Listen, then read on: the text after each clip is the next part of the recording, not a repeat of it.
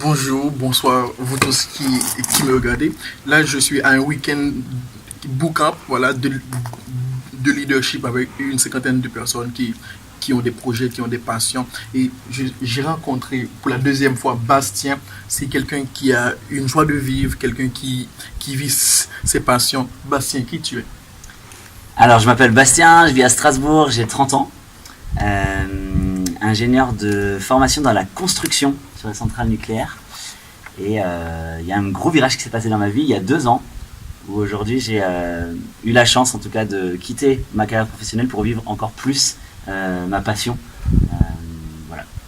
Et tu as parlé de passion. Ce serait quoi le message pour ces jeunes qui me regardent, ces étudiants ou même ces adultes qui nous regardent, qui ont peur ou qui veulent se lancer dans leur passion, dans leur rêve?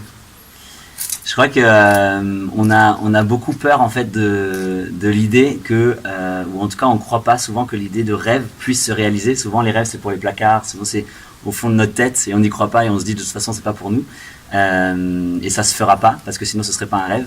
Mais j'ai appris plusieurs choses au niveau de ma recherche, au niveau des personnes avec qui j'ai pu passer du temps. C'est que le côté que les rêves sont déjà réalisables et que pour ça il y a des choses assez intéressantes à mettre en place qui en tout cas m'ont aidé moi à vivre de ma passion. C'est partir du principe que justement les rêves sont faits pour être réalisés et du coup qu'on a possibilité, qu'on est qualifié pour vivre ce rêve. Ça c'est la première chose, partant de cette mentalité de se dire je suis capable de vivre mes rêves. La deuxième chose c'est après en fait dans ce rêve qu'on a envie de mettre en place, qu'on a envie de vivre, qu'on a envie de peut-être partager à d'autres personnes, il y a le côté de voir en quoi justement je suis qualifié, quelles sont mes forces, quelles sont les capacités, quelles sont les opportunités, les talents, les choses que j'ai à ma disposition pour pouvoir vivre ces rêves. Une fois qu'on a encore identifié ça, on va au fur et à mesure s'entourer de personnes qui vont nous aider, qui vont nous encourager, qui vont croire en nous. Et je pense que ça c'est hyper important, c'est de s'entourer des bonnes personnes, parce que souvent on a des personnes qui justement nous croient que les rêves sont pas réalisables, donc du coup vont plutôt nous rabaisser, nous casser un petit peu l'élan de notre rêve. Et alors qu'il y a d'autres personnes qui veulent en fait vivre ces rêves avec toi, qui veulent te voir vivre ce rêve. Et ces personnes vont être un moteur, vont t'encourager, vont parfois t'ouvrir des portes, des ressources, des personnes vont te présenter à d'autres personnes pour vivre ce rêve. Et du coup, en partant d'une mentalité que tu es capable, en identifiant en quoi tu es capable, en t'entourant des bonnes personnes, tu vas finalement vite voir que tu as des opportunités pour justement vivre ce rêve et qu'au fur et à mesure, tu vas toujours repasser par ces étapes pour continuer à vivre ce rêve. Ouais. Et il y a des gens qui nous regardent qui sont des leaders ou qui veulent être des leaders, donc du coup ils veulent diriger. Donc toi, voilà, qui est un leader qui dirige pas mal de choses, ce serait quoi deux caractéristiques d'un vrai leader ou deux conseils?